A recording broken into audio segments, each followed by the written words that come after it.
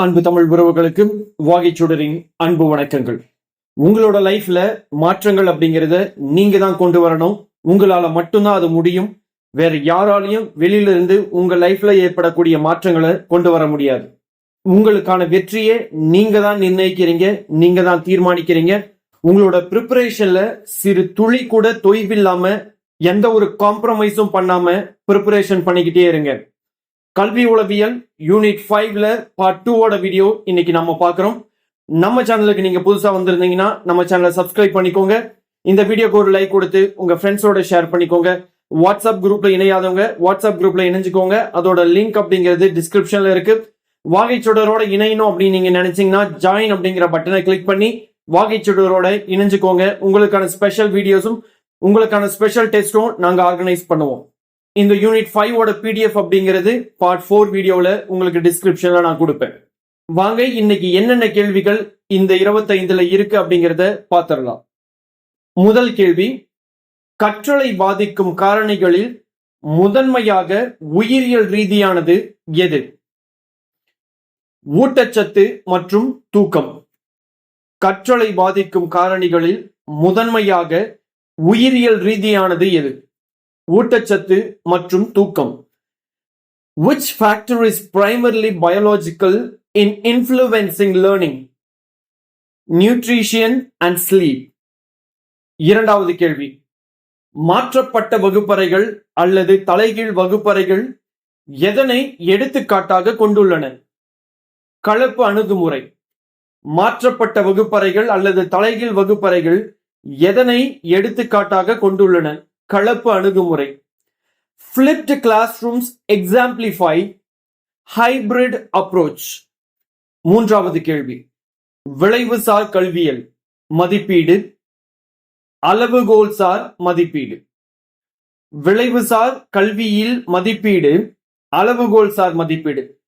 In outcome-based education OBE, assessment is criterion referenced. நான்காவது கேள்வி, உதாரணங்களுக்கு முன் இலக்கண விதிகளை கற்பிப்பது எந்த முறையை பயன்படுத்துகிறது? துப்பறியும் முறை. உதாரணங்களுக்கு முன் இலக்கண விதிகளை கற்பிப்பது எந்த முறையை பயன்படுத்துகிறது? துப்பறியும் முறை. Teaching grammar rules before examples uses the deductive method. ஐந்தாவது கேள்வி, திட்டமுறை வலியுறுத்துவது எது? உண்மையான உலக பிரச்சனைகள் தீர்ப்பது. The project method emphasizes real world problem solving. ஆறாவது கேள்வி, ஒரு ஆசிரியர் ஒரு அறிவியல் பரிசோதனைக்கான சிக்கலான செயல்முறைகளை மாணவர்கள் நினைவில் வைத்திருக்க விரும்புகிறார். நடைமுறை பயிற்சி மற்றும் திரும்ப திரும்ப பயிற்சி மூலம் ஆசிரியர் முதன்மையாக எந்த வகை நினைவக குறிக்கோளாக கொள்ள வேண்டும்? நடைமுறை நினைவகம். ஒரு ஆசிரியர் ஒரு அறிவியல் பரிசோதனைக்கான சிக்கலான செயல்முறையை மாணவர்கள் நினைவில் வைத்திருக்க விரும்புகிறார். நடைமுறை பயிற்சி மற்றும் திரும்ப திரும்ப பயிற்சி மூலம் ஆசிரியர் முதன்மையாக எந்த வகை நினைவை வளர்க்க குறிக்கோளாக கொள்ள வேண்டும்? நடைமுறை நினைவகம். A teacher wants students to remember a complex procedure for a science experiment. Which type of memory should the teacher primarily aim to develop through hands-on practice and repetition? Procedural memory. ஏழாவது கேள்வி, செங்குத்தான கற்றல் வளைவு என்பது பெரும்பாலும் தவறாக புரிந்து கொள்ளப்படுகிறது. கற்றல் வளைவுகளின் சூழலில் ஒரு செங்குத்தான தொடக்கம் உண்மையில் எதை குறிக்கிறது? திறமையில் விரைவான ஆரம்ப முன்னேற்றம். செங்குத்தான கற்றல் வளைவு என்பது பெரும்பாலும் தவறாக புரிந்து கொள்ளப்படுகிறது. கற்றல் வளைவுகளின் சூழலில் ஒரு செங்குத்தான தொடக்கம் உண்மையில் எதை குறிக்கிறது? திறமையில் விரைவான ஆரம்ப முன்னேற்றம். A steep learning curve is often misunderstood. In the context of learning curves, a steep start actually represents rapid initial progress in proficiency. எட்டாவது கேள்வி, கற்றல் செயல்முறை பொதுவாக 3 முக்கியமான நிலைகளை கொண்டுள்ளது. அவற்றின் சரியான வரிசையை சரியாக கூறும் விருப்பம் எது? கற்றல், தக்க வைத்தல், நினைவு கூறுதல். கற்றல் செயல்முறை பொதுவாக 3 முக்கியமான நிலைகளை கொண்டுள்ளது. அவற்றின் சரியான வரிசை கற்றல், தக்க வைத்தல், நினைவு கூறுதல். The learning process typically involves 3 important stages. Which option correctly lists these stages in their usual order? Acquisition, retention, and recall. மறதியின் தடம் சிதைவு கோட்பாட்டின்படி நினைவு தடங்கள் காலப்போக்கில் மறையும். இதற்கு முதன்மை காரணம் சேமிக்கப்பட்ட தகவலை பயன்படுத்தாதிருத்தல். மறதியின் தடம் சிதைவு கோட்பாட்டின்படி நினைவு தடங்கள் காலப்போக்கில் மறையும். இதற்கு முதன்மை காரணம் சேமிக்கப்பட்ட தகவலை பயன்படுத்தாதிருத்தல். According to the trace decay theory of forgetting, memory traces fade over time primarily due to disuse of the stored item. 10வது கேள்வி, எந்த வகை நீண்ட கால நினைவகம் குறிப்பிட்ட வாழ்நாள் நிகழ்வுகள் மற்றும் தனிப்பட்ட அனுபவங்களை நினைவு கூறும் பொறுப்பில் உள்ளது? நிகழ்ச்சி நினைவகம். எந்த வகை நீண்ட கால நினைவகம் குறிப்பிட்ட வாழ்நாள் நிகழ்வுகள் மற்றும் தனிப்பட்ட அனுபவங்களை நினைவு கூறும் பொறுப்பில் உள்ளது? நிகழ்ச்சி நினைவகம். Which type of long-term memory is responsible for recalling specific life events and personal experiences? Episodic memory. 11. புதிய மென்பொருள் கருவி பணியாளர்களுக்கு அறிமுகப்படுத்தப்படுகிறது. ஆரம்பத்தில் அடிப்படை செயல்பாடுகளை அவர்கள் விரைவாக கற்றுக்கொள்கிறார்கள். ஆனால் மேம்பட்ட அம்சங்களுக்கு முன்னேறுவதற்கு கணிசமாக அதிக முயற்சி தேவைப்படுகிறது. இந்த கற்றல் வடிவம் எந்த வகை கற்றல் வளைவை குறிக்கிறது? குறைந்து வரும் மீள்தொகை கற்றல் வளைவு. புதிய மென்பொருள் கருவி பணியாளர்களுக்கு அறிமுகப்படுத்தப்படுகிறது. ஆரம்பத்தில் அடிப்படை செயல்பாடுகளை அவர்கள் விரைவாக கற்றுக்கொள்கிறார்கள். ஆனால் மேம்பட்ட அம்சங்களுக்கு முன்னேறுவதற்கு கணிசமாக அதிக முயற்சி தேவைப்படுகிறது. இந்த கற்றல் வடிவம் எந்த வகை கற்றல் வளைவை குறிக்கிறது? குறைந்து வரும் மீள்தொகை கற்றல் வளைவு. A new software tool is introduced to employees. Initially, they quickly grasp the basic functions, but further progress to advanced features requires significantly more effort. This learning pattern is characteristic of which type of learning curve? Diminishing returns learning curve. 12வது கேள்வி, S வளைவு கற்றல் வளைவு எந்த வகை பயிற்சிக்கு மிகவும் பொருத்தமானது? ஏனெனில் தட்டையான பகுதிகளுக்கு பிறகு ஏற்படும் தேக்க நிலையை தடுப்பதன் மூலம் நீண்ட கால பணியாளர் திட்டமிடலுக்கு உதவுகிறது. தலைமைத்துவ மேம்பாட்டு திட்டங்கள். எஸ் வளைவு கற்றல் வளைவு எந்த வகை பயிற்சிக்கு மிகவும் பொருத்தமானது? ஏனெனில் தட்டையான பகுதிக்கு பிறகு ஏற்படும் தேக்க நிலையை தடுப்பதன் மூலம் நீண்ட கால பணியாளர் திட்டமிடலுக்கு உதவுகிறது. தலைமைத்துவ மேம்பாட்டு திட்டங்கள். The S-curve sigmoid learning curve is best suited for which type of training, as it helps to address long-term workforce planning by preventing stagnation after a plateau. Leadership development programs. 13. நடத்தைவாதம் முதன்மையாக கவனம் செலுத்துவது எது? கவனிக்க வேண்டிய நடத்தை மற்றும் சுற்றுச்சூழல் நிபந்தனை. நடத்தைவாதம் முதன்மையாக கவனம் செலுத்துவது எதில்? கவனிக்கக்கூடிய நடத்தை மற்றும் சுற்றுச்சூழல் நிபந்தனை. Behaviorism primarily focuses on observable behavior and environmental conditioning. 14. கல்வியில் நடத்தைவாதத்திற்கான ஒரு விமர்சனம் வெளிப்புற பரிசுகளை அதிகம் நம்பியதால் ஏற்படக்கூடிய விளைவு. ஊக்கத்தொகையின் மீதான சார்பு மற்றும் குறுகிய கால செயல்திறன். கல்வியில் நடத்தைவாதத்திற்கான ஒரு விமர்சனம் வெளிப்புற பரிசுகளை அதிகம் நம்பியதால் ஏற்படக்கூடிய விளைவு. ஊக்கத்தொகையின் மீதான சார்பு மற்றும் குறுகிய கால செயல்திறன். A criticism of behaviorism in education is its potential over-reliance on external rewards, which may lead to dependency on incentives and short-term effectiveness. 15வது கேள்வி. எட்வர்ட் தாண்டேக்கின் முயன்று தவறி கற்றல் கோட்பாடு தூண்டல்கள் மற்றும் துலங்கல்களுக்கு இடையேயான பிணைப்புகளை வலுப்படுத்துதல் முக்கியத்துவத்தை வலியுறுத்துகிறது. இது சிறப்பாக அடைவது எவ்வாறு? பயிற்சி, மீள் செய்தல், பழக்கம் மற்றும் வெகுமதி. எட்வர்ட் தாண்டேக்கின் முயன்று தவறி கற்றல் கோட்பாடு தூண்டல் மற்றும் துலங்கல் இடையேயான பிணைப்புகளை வலுப்படுத்துதல் முக்கியத்துவத்தை வலியுறுத்துகிறது.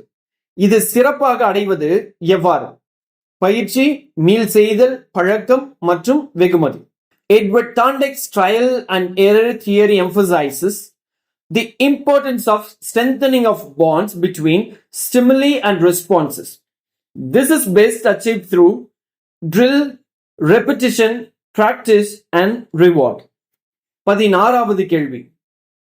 செயல்பாட்டு ஆக்க நிலையுறுத்தல் நிபந்தனைகளில் எந்த வகை வடிவூட்டல் முறை ஒரு நடத்தையை மெதுவாக கற்றுக் கொடுக்கும், ஆனால் அந்த நடத்தையை அழிவிலிருந்து பாதுகாக்கும்? பகுதியளவு அல்லது இடைவெளி வலுவூட்டல்.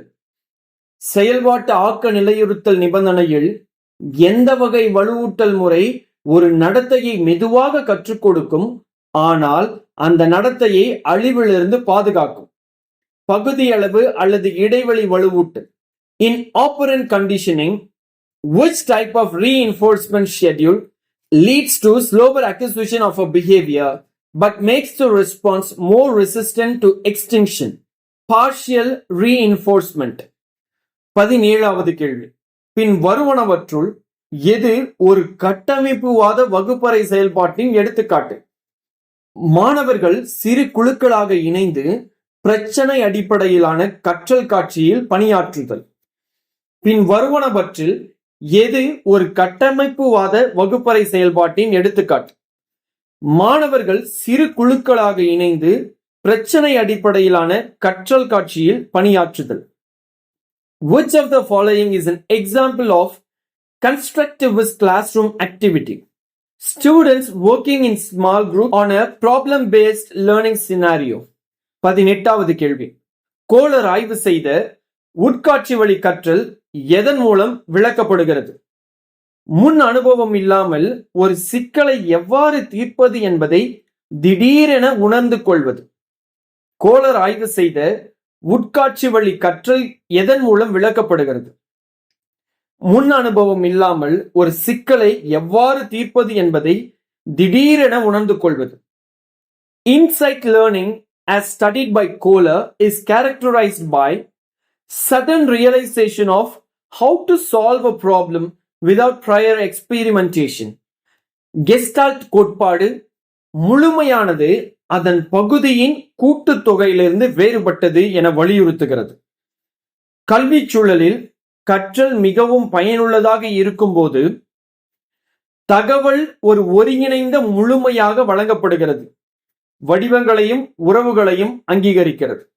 கெஸ்லாட் கோட்பாடு முழுமையானது அதன் பகுதியின் கூட்டுத்தொகையிலிருந்து வேறுபட்டது என வலியுறுத்துகிறது. கல்வி சூழலில் கற்றல் மிகவும் பயனுள்ளதாக இருக்கும்போது தகவல் ஒரு ஒருங்கிணைந்த முழுமையாக வழங்கப்படுகிறது, வடிவங்களையும் உறவுகளையும் அங்கீகரிக்கிறது. Gestalt theory asserts that the whole is different from the sum of its parts. In an educational context, this means learning is most effective when information is presented as an integrated whole, recognizing patterns and relationships. 20வது கேள்விக்கு போறதுக்கு முன்னாடி என்னென்ன வகையான transfer இருக்கு அப்படிங்கறத நம்ம தெரிஞ்சுக்கலாம்.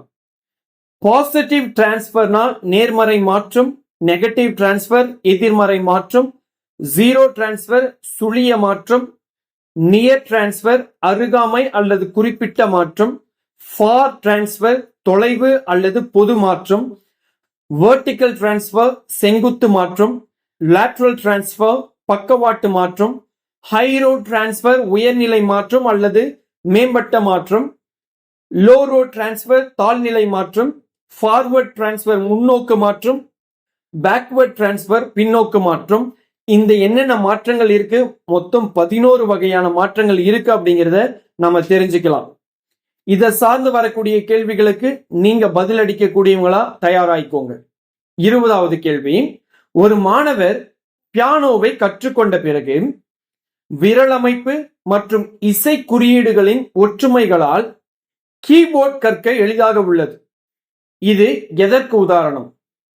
அருகில் உள்ள மாற்றம், அதாவது அருகாமை மாற்றம், நியர் டிரான்ஸ்பர். ஒரு மாணவர் பியானோவை கற்றுக்கொண்ட பிறகு விரல் அமைப்பு மற்றும் இசை குறியீடுகளின் ஒற்றுமைகளால் கீபோர்டை கற்க எளிதாக உள்ளது. அது எதற்கு உதாரணம்? அருகாமை மாற்றம். A student learns to play the piano and then finds it easier to learn to play the keyboard due to the similarities in finger placement and musical notations. This is an example of near transfer. 21வது கேள்வி, உயர் தர பரிமாற்றத்தை ஊக்குவிக்க, அதாவது ஒரு கற்பவர் தனது முந்தைய கற்றலை ஒரு புதிய சூழலுக்கு உணர்வு பூர்வமாகவும் வேண்டுமென்றேவும் பயன்படுத்தும் போது கல்வியாளர்கள் என்ன செய்ய வேண்டும்? மாணவர்கள் ஏற்கனவே தங்களிடம் உள்ள அறிவை சுருக்கமாகவும் ஒப்புமைகளை அடையாளம் காணவும் ஊக்குவிக்க வேண்டும். உயர் தர பரிமாற்றத்தை ஊக்குவிக்க, அதாவது ஒரு கற்பவர் தனது முந்தைய கற்றலை ஒரு புதிய சூழ்நிலைக்கு உணர்வு பூர்வமாகவும் வேண்டுமென்றேவும் பயன்படுத்தும் போது கல்வியாளர்கள் என்ன செய்ய வேண்டும்? மாணவர்கள் ஏற்கனவே தங்களிடம் உள்ள அறிவை சுருக்கமாகவும் ஒப்புமைகளை அடையாளம் காணவும் ஊக்குவிக்க வேண்டும்.